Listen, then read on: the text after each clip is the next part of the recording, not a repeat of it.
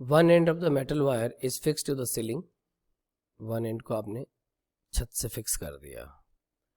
And a load of 2 kilogram hang from the other end, यहाँ पे एक load लगाया, उस लोड की वैल्यू कितनी है 2 kilogram. A similar wire is attach to the bottom of the load, same material का वायर होगा।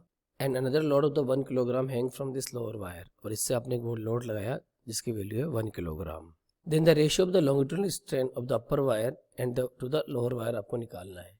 Area of cross section of the wire is given to us, identical दोनों जगह सेम एरिया यूज होगा, that is 0.005 into 10 की power -4 metre square, क्योंकि आपको centimetre को metre में कन्वर्ट करना है। वाई दोनों का सेम है, ग्रेविटी आपको दे रखा है। We all know very well Young's modulus is given by stress upon strain. Stress क्या होता है? Force upon area. स्ट्रेन क्या होता है? Change in length upon original length. Change in length को x मान लिया, ओरिजिनल लेंथ को l मान लिया। अब तुम यहाँ पे ध्यान से देखो, आइडेंटिकल मटेरियल तो y दोनों का सेम होगा, आइडेंटिकल मटेरियल है l सेम होगा और a सेम होगा। तो आप यहाँ से क्या कह सकते हो?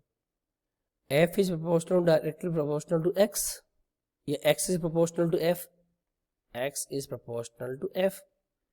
तो basically what we can say x1 by x2 is given by f1 by f2।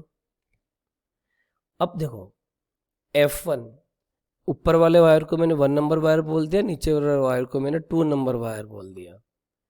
अब ऊपर वाले वायर पे जो लोड लग रहा है, ये 2 kg का भी लोड इस पे बंधा हुआ है और 1 kg बंधा हुआ, तो 3 kg बंधा हुआ है। फोर्स क्या होगा? Mass into gravity.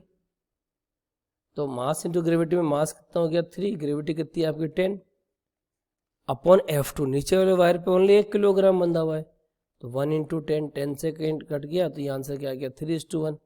तो right answer of this problem will be